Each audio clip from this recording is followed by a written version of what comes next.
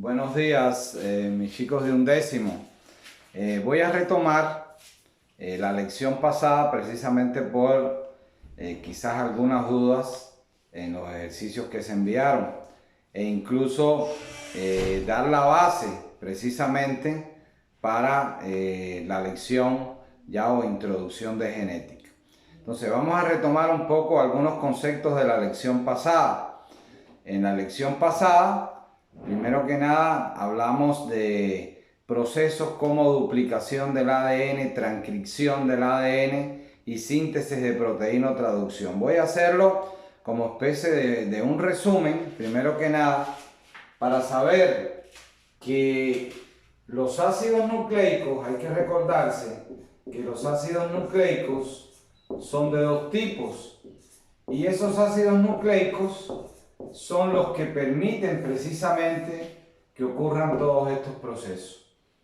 Los ácidos nucleicos ya sabemos que se dividen en ADN, ácido desoxirribonucleico, y ARN, que sería el ácido ribonucleico. El ADN está formado por un azúcar que tiene el nombre de desoxirribosa.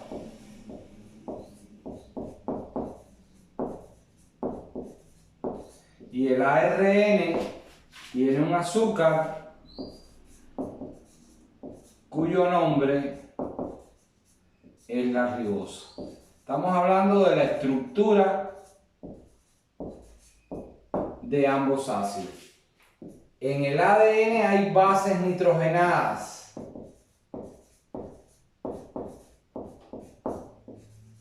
Esas bases nitrogenadas se clasifican en adenina, guanina, citosina y timina. Adenina, guanina, citosina y timina.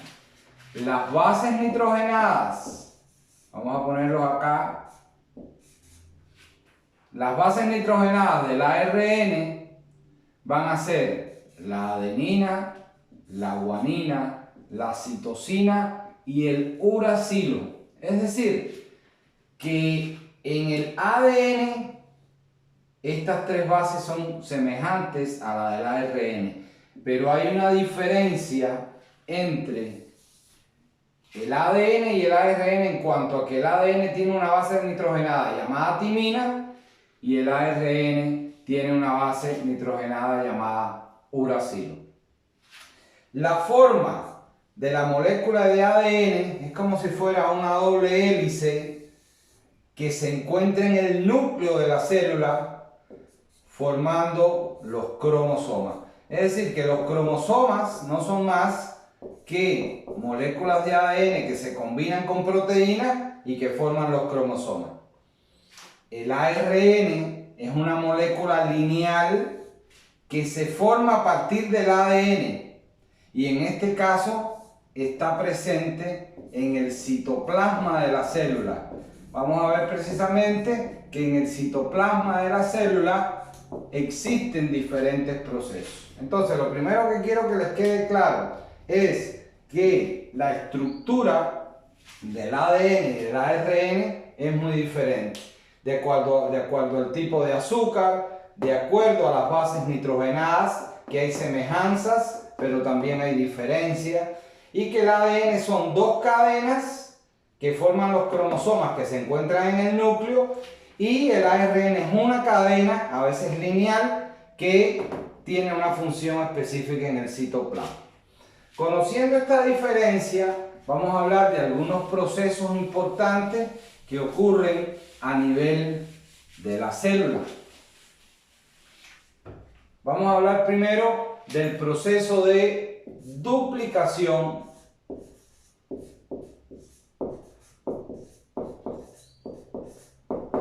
o replicación, porque es lo mismo,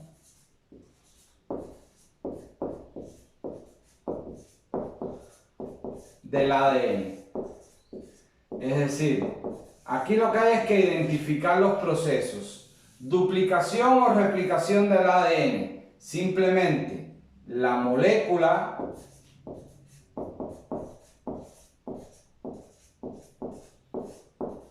de ADN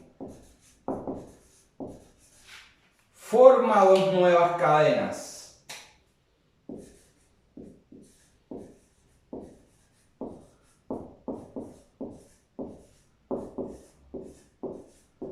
Forma dos nuevas cadenas originales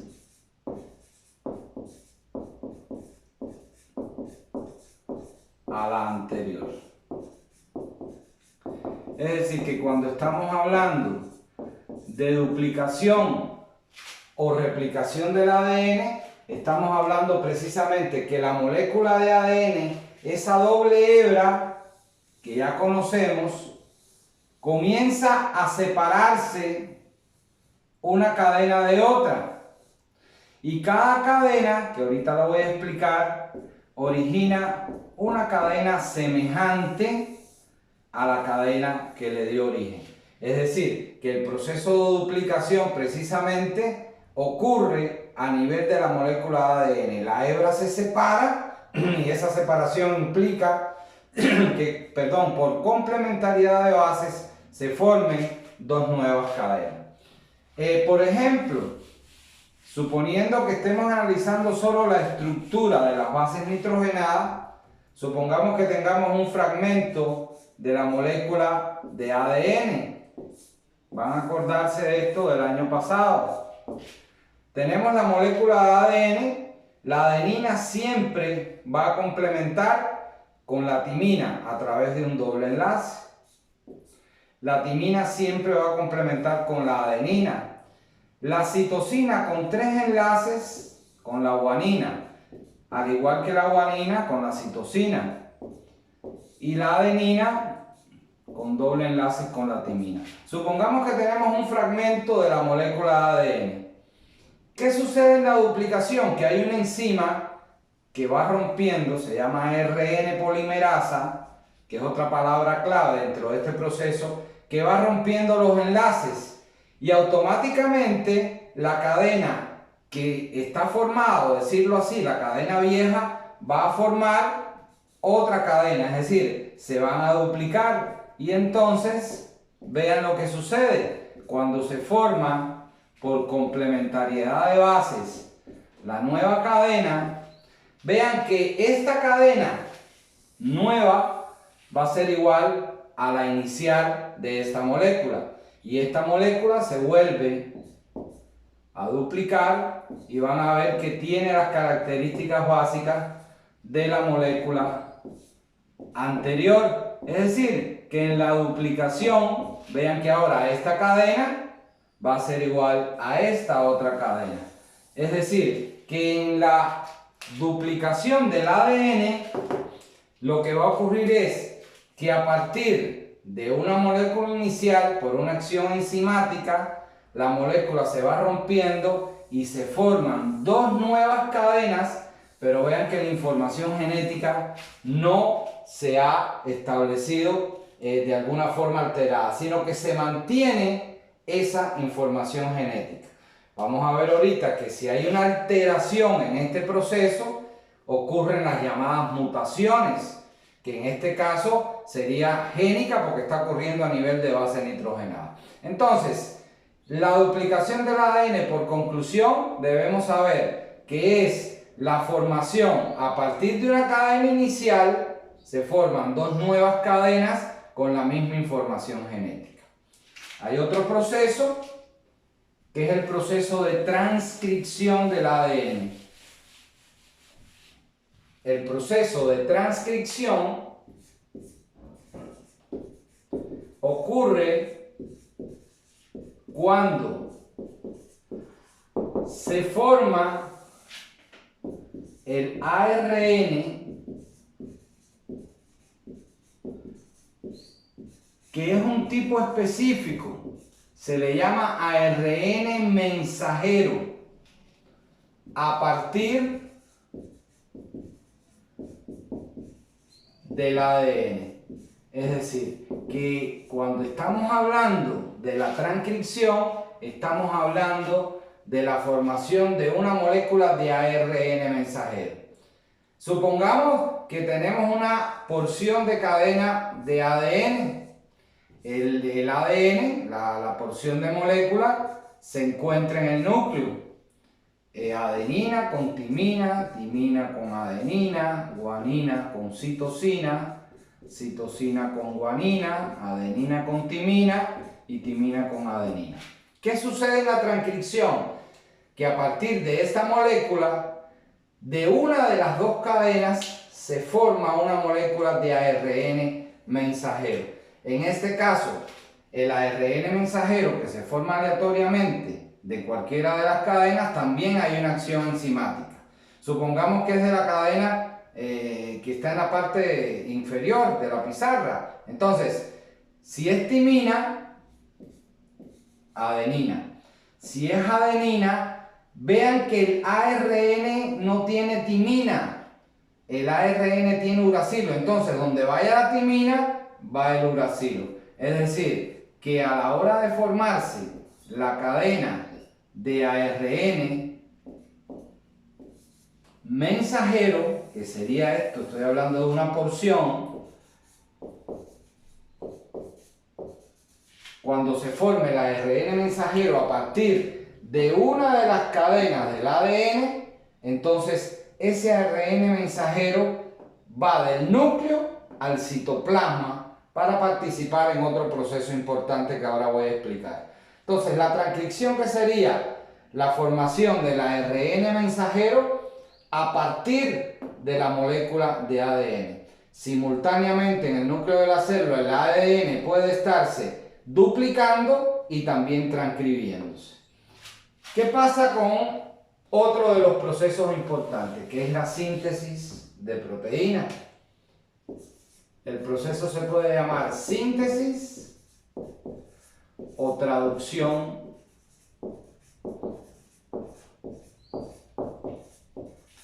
de proteína. En este caso, el ARN que estaba en el núcleo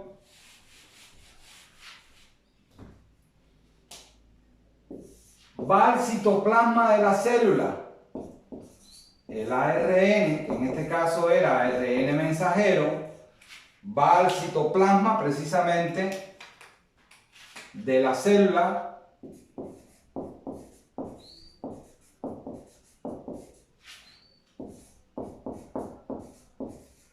y se une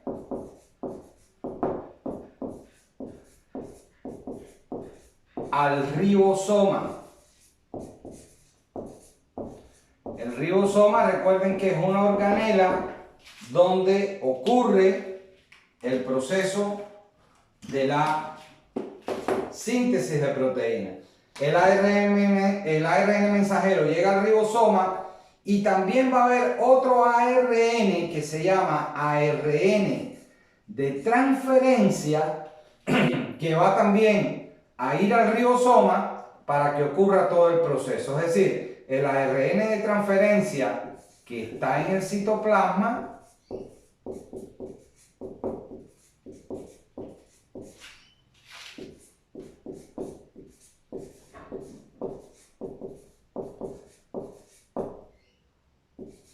va al ribosoma. Es un proceso o una explicación muy general de toda la combinación que existe. Entonces, para que se forme la proteína en nuestra célula, ese proceso va a ocurrir en el ribosoma. El ARN que por transcripción se formó en el núcleo migra al citoplasma, se une al ribosoma, y otra molécula de ARN que está en el citoplasma, que también se formó por un proceso de transcripción, lo que esta molécula también tiene otra función diferente a esta. La función de transferencia es participar en el proceso de síntesis de proteína uniéndose al ribosoma. Estas dos moléculas participan directamente del proceso de síntesis de proteína. Es decir, la síntesis de proteínas ocurre en el ribosoma de la célula, en el citoplasma, con la participación de estas dos moléculas. El ribosoma, a su vez, está formado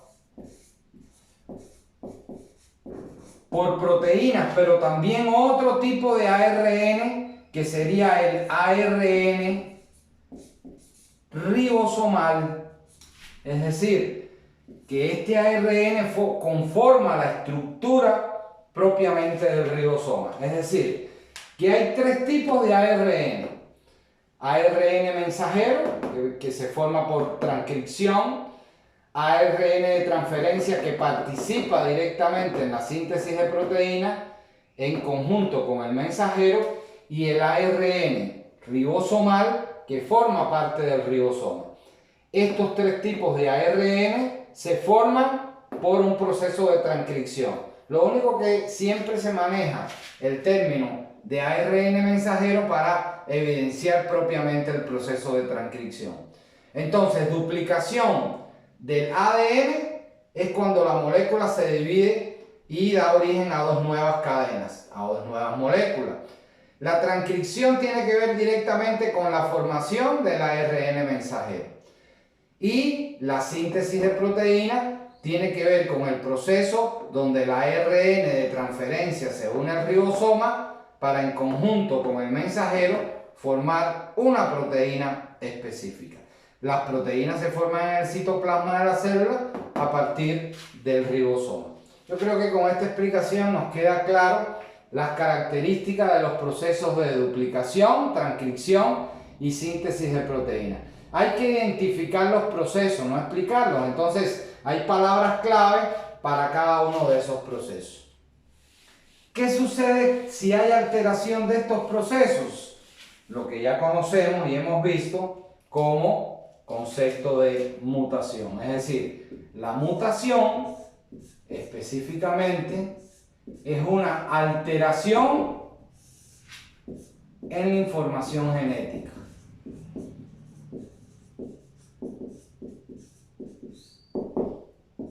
Y esa alteración en la información genética tiene que ver específicamente a varios niveles. Es decir, si estamos hablando que hay una alteración de la información genética a nivel de gen, entonces se le denomina mutación génica.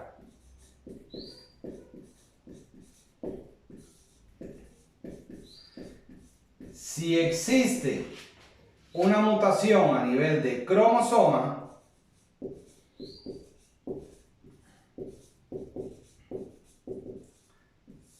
existen las denominadas mutaciones cromosómicas.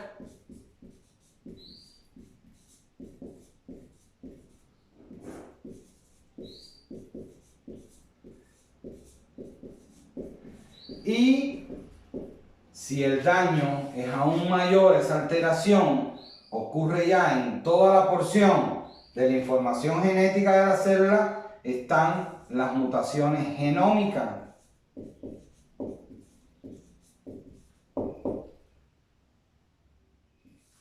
Es decir, vamos a analizar qué ocurre en el genoma.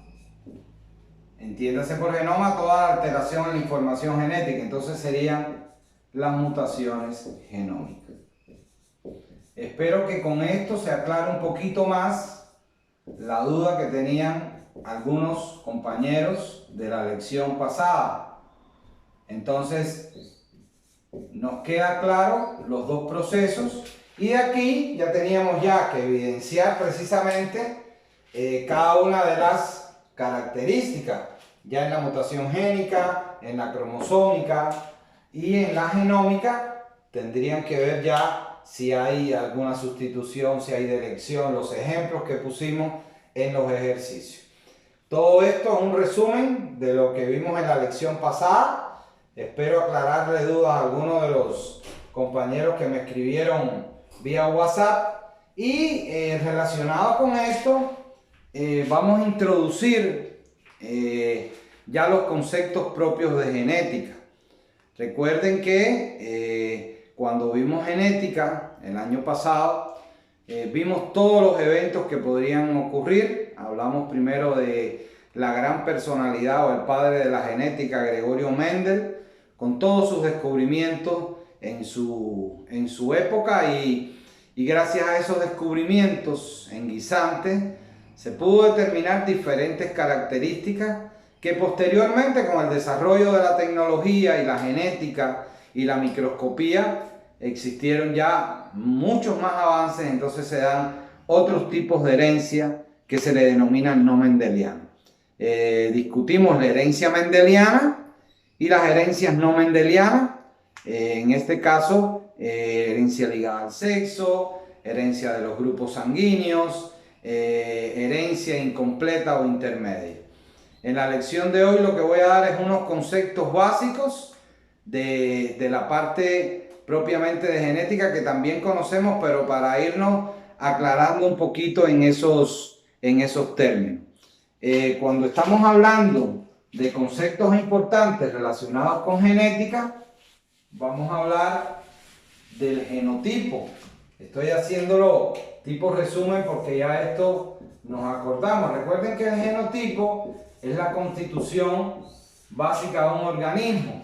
Y a manera de resumen, habíamos hablado que cuando esos alelos están en doble dosis dominante, entonces se le denominaban homocigota dominante. Cuando los individuos estaban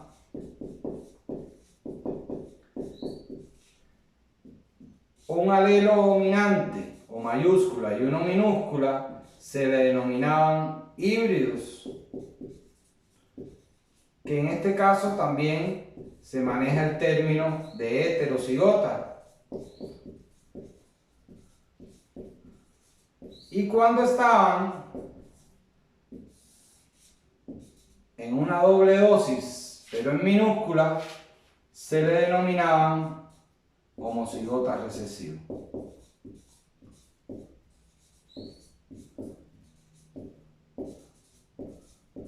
Mendel hizo diferentes descubrimientos, tomó a partir de la polinización cruzada en el chícharo guisante diferentes características.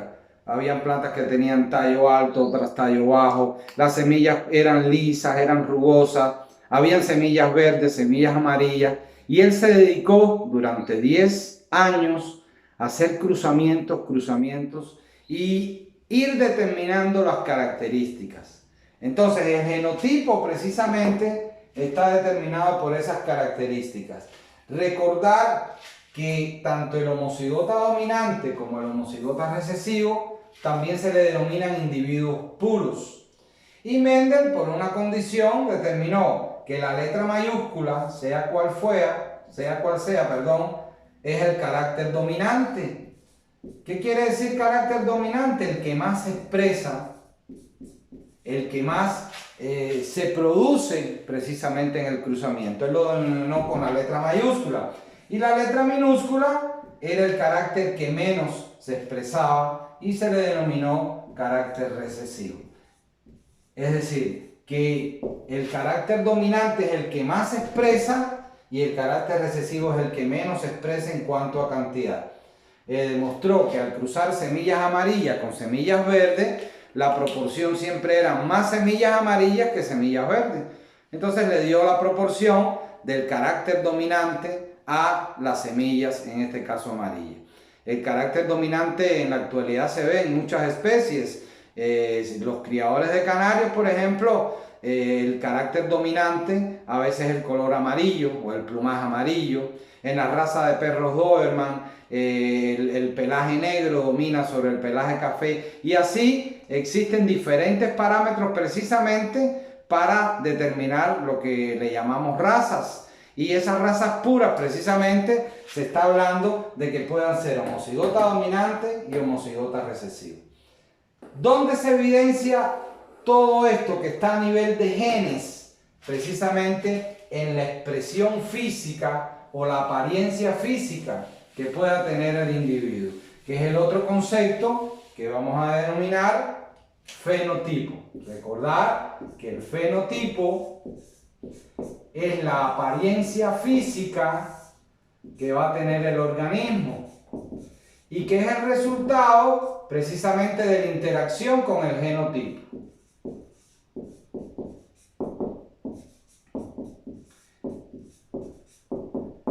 Es decir, aquí vamos a estar hablando, el tipo de pelo puede ser lacio, rizado, el tipo de plumaje puede ser blanco, café, la altura, alto, menos alto, en el ganado presencia de cuernos o no cuernos, es decir, son todas las características físicas, resultado precisamente de la condición genotípica.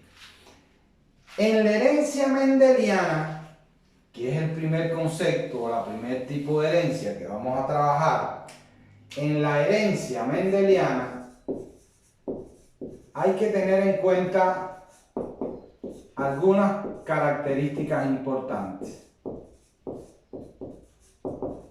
Es decir, Mendel en sus grandes aportes no pudo dar más porque la tecnología no le llegaba a sus manos, pero en su aporte a la herencia mendeliana determinó algunas cuestiones importantes. Cuando un individuo es homocigota dominante y otro individuo es heterocigota desde el punto de vista de su genotipo, si vamos a ver, el fenotipo va a ser el mismo. Es decir, en otras palabras, cuando yo tengo genotípicamente un homocigota dominante o puro y un heterocigota, el fenotipo va a ser el mismo. Supongamos en el ganado vacuno, la presencia de cuernos que sea un carácter dominante. Un toro o una vaca que tengan cuernos pueden ser así o así. Es decir, en la herencia mendeliana, el homocigota dominante y el heterocigota tienen la misma característica. Y esto no se nos puede olvidar a los efectos del fenotipo.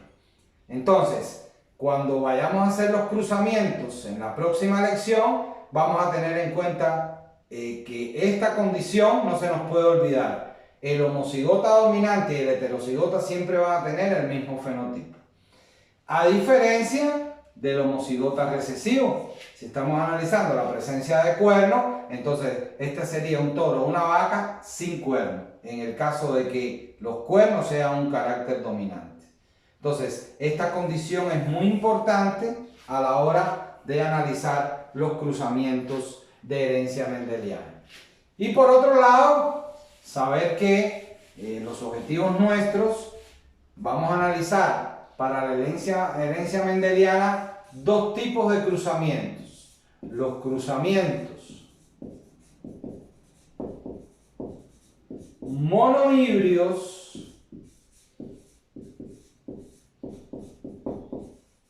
que están relacionados con un solo carácter. Es decir, cuando estamos analizando los cruzamientos monohíbridos es porque se toma en cuenta un solo carácter.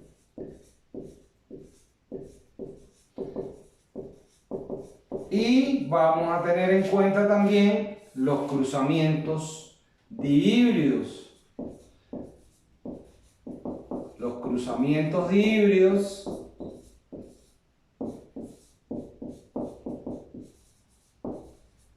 que en este caso vamos a combinar dos caracteres. Es decir, que un cruzamiento dihíbrido es cuando analiza dos caracteres. Es decir, podríamos tener un cruzamiento donde se analice la forma del cabello, lacio o rizado.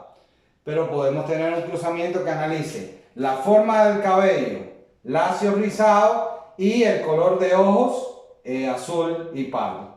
Entonces, vamos a ver cómo se van a comportar los cruzamientos monohíbridos y dihíbridos de acuerdo a la herencia mendeliana.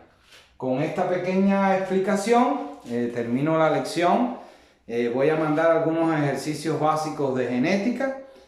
La próxima semana empezamos ya viendo cruzamientos mendelianos. Que tengan un feliz de semana a todos y Dios me los bendiga. Muchísimas gracias.